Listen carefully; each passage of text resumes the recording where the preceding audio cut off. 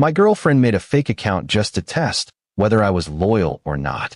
For a whole month, she kept flirting with me, and I played along because I already knew it was her. Then I set up a date, and the day she came to catch me, the people waiting there were the last ones she ever expected to see. That's when I gave her the real surprise. I'm 27, been with my girlfriend Danielle for 3 years, and until about 6 weeks ago, I genuinely thought we were going to get married. We'd talked about it. We'd looked at rings together. I was saving up for a down payment on a house. But here's the thing about trust. You don't realize how fragile it is until someone decides to test it like it's some kind of science experiment. Let me back up. It started in early March. I got a friend request on Instagram from someone named Alyssa Monroe. The profile picture was a brunette with her face slightly turned away from the camera. Pretty, but not someone I recognized. Mutual friends, 0. Followers, about 400. Following, 800. The account was maybe 2 months old based on the post history. I almost ignored it. I get random requests sometimes because of my photography hobby. I post a lot of landscape shots and occasionally people follow hoping I'll follow back. But this one felt different. The bio said she lived in my city. The posts were all aesthetic shots of coffee cups and sunsets. Generic. Almost too curated. I accepted the request because I was curious, not because I was interested. Within 20 minutes, she'd sent me a DM. Hey, I came across your profile and your photos are amazing. Do you do this professionally? I responded casually. Thanks. Just a hobby. I work in IT during the day. That's cool. I'm into photography too. Maybe we could swap tips sometime. Normal enough, right? But then the questions started getting personal. What part of the city did I live in? Did I have a girlfriend? What did I like to do on weekends? And that's when I felt it. That little prickle at the back of my neck. I screenshot the conversation and reverse image searched the profile picture. Nothing came up, which meant it was probably an original photo, not stolen from someone else. But something still felt off. The typing pattern, the way she used commas, the specific way she phrased things. I'd been with Danielle for 3 years. I knew how she texted. I pulled up our old messages and compared them. The spacing, the way she'd write haha instead of LOL, the comma before to at the end of sentences. It was subtle, but once I saw it, I couldn't unsee it. My girlfriend had created a fake account to test me. I didn't confront her. I want you to understand that. My first instinct wasn't to blow up and demand answers. My first instinct was hurt. Deep, quiet hurt. Because what does it say about a relationship when your partner of 3 years doesn't trust you enough to just ask? To communicate like an adult? Instead, I decided to play along. Not to cheat. Not to flirt back in any serious way. But to see how far she'd take this. The conversations continued over the next few weeks. Alyssa would message me every few days. Sometimes she'd compliment my posts. Sometimes she'd ask what I was up to. I kept my responses friendly but neutral. Nothing that crossed a line, nothing that would give her ammunition. But Danielle kept pushing. Do you ever feel like your relationship is missing something? She asked one night through the fake account. I stared at my phone for a long time before responding. Not really. I'm pretty happy with where I'm at. That's good. Some guys say that, but don't mean it. I mean it. She didn't respond for 2 days after that. Meanwhile, in our actual relationship, Danielle was acting completely normal. We'd have dinner together, watch movies.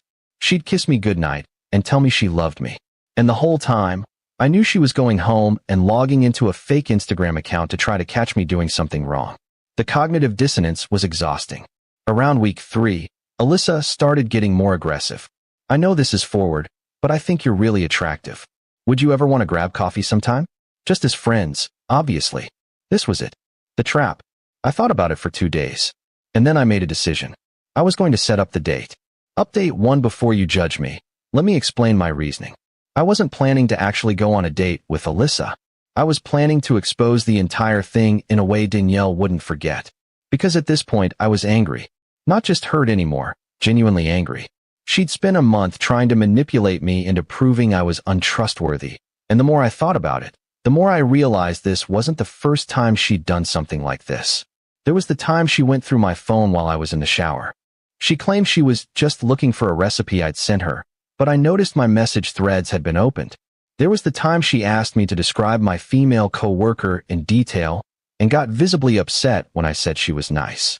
There was the time she created a whole argument because I liked a college friend's vacation photo. The fake account wasn't an isolated incident. It was a pattern. So I responded to Alyssa. Coffee sounds good. How about Saturday at 2? There's a place called The Grind downtown. I go there sometimes to edit photos. She responded almost immediately. Perfect. I'll see you there. I could practically feel her excitement through the screen. She thought she had me. But I had a plan. I called my sister first. Her name's Brooke. She's 31, and she's been skeptical of Danielle since day one. When I told her everything, the fake account, the month of manipulation, my plan, she was quiet for a long moment. You're sure it's her? 100%. I know her typing style better than anyone. And you want me to be there when she shows up? You, Mom, and Dad if they're willing. I want her to walk in expecting to catch me on a date, and instead find my entire family sitting there waiting for her. Brooke laughed, not a happy laugh, more of a you can't make this stuff up laugh. I'm in. Let me call Mom. The next call I made was to my best friend Derek. We've known each other since high school. He's the kind of guy who shows up when you need him, no questions asked. When I explained the situation, his response was immediate. Dude, that's insane. What do you need from me? Just be there. Sit at a table nearby. I want witnesses. Done. By Friday night, I had my whole support system ready. My parents were flying in from 2 hours away. They'd already planned to visit that weekend anyway, so the timing worked out. Brooke was driving down Saturday morning. Derek would already be at the coffee shop by 1:30. Danielle had no idea. That Friday, she came over to my apartment for dinner. We ordered Thai food and watched a movie on the couch. She curled up against me, her head on my shoulder, and I remember thinking, how can you be this affectionate with me while simultaneously running a scheme to prove I'm a cheater? You okay? She asked at one point. You seem distracted. Just tired. Long week at work. We should do something fun tomorrow. Get out of the house. I almost laughed.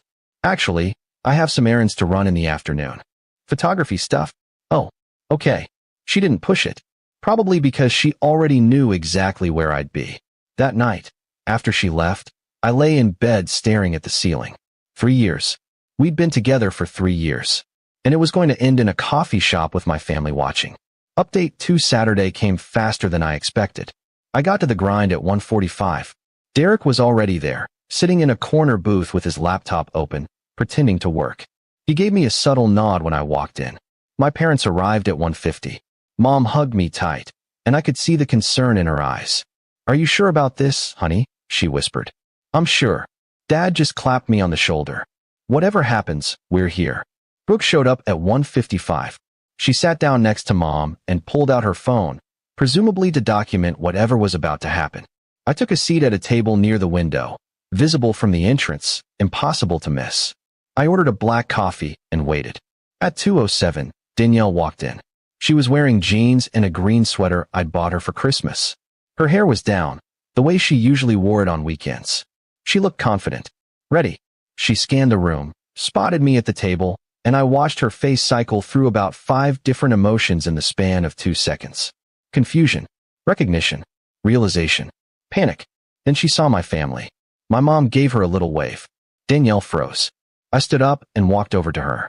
My heart was pounding, but my voice was steady. Hey, Alyssa. Glad you could make it. Her face went white. What? How did you? I've known it was you since the first week. The typing.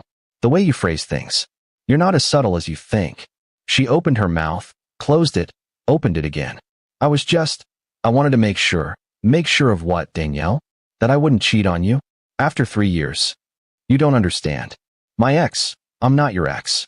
I've never given you a single reason to distrust me. But you spent a month lying to me, manipulating me, trying to trap me into something I would never do. She looked at my family, then back at me. Her eyes were wet. Can we please talk about this somewhere private? No. You wanted to make this a public test? Now it's a public reckoning. My mom stood up and walked over. I'd never seen her look so disappointed in someone. Danielle, I've always liked you. But what you did to my son is not okay. Trust is the foundation of any relationship, and you shattered it. Danielle started crying. I'm sorry. I'm so sorry. I just got scared. I love him so much, and I was terrified of losing him. So you tested him like he was some kind of suspect? Brooke cut in. That's not love. That's control. Danielle looked at me, tears streaming down her face. Please, can we just go somewhere and talk? I'll explain everything. I took a deep breath. There's nothing to explain. You don't trust me. And honestly, after this, I don't trust you either. We're done. I walked out of the coffee shop without looking back. Update 3: The next 2 weeks were brutal. Danielle called me 47 times. I know because I counted. She sent paragraphs of text messages apologizing, explaining, begging for another chance. She said her ex had cheated on her, and it had left her traumatized. She said she knew what she did was wrong, but that she could change. She said she'd go to therapy, that we could go to couples counseling, that she'd do anything to make it right. I didn't respond to any of it. On day 3, she showed up at my apartment. I saw her through the peephole, but didn't open the door. Please, she said through the wood. Just 5 minutes. That's all I'm asking. I stayed silent. She stood there for almost 20 minutes before finally leaving. By week 2, her messages had shifted from apologetic to angry. You humiliated me in front of your entire family. You could have just broken up with me like a normal person.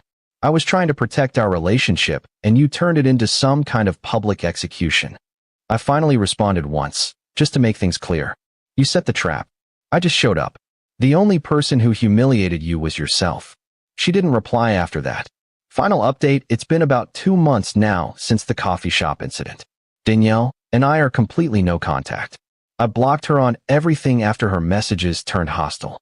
From what I've heard through mutual friends, she's been telling people that I overreacted and that she was just testing him because she loved him so much. Apparently, some people actually believe her. I don't care. My family has been incredibly supportive. Brooke checks in on me every few days. My mom sent me a care package with my favorite snacks and a note that said, "Proud of you for knowing your worth." Derek and I have been hanging out more.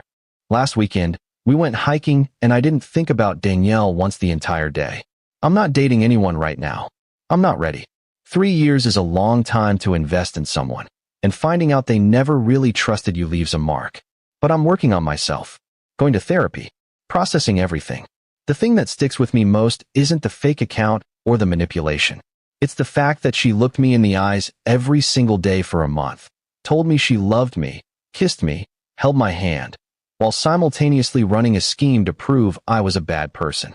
That's not love. That's something else entirely. I don't know what my next relationship will look like, but I know it'll be built on actual trust, not tests. Because if someone needs to catfish their own partner to feel secure, they're not ready to be with anyone. Edit 1.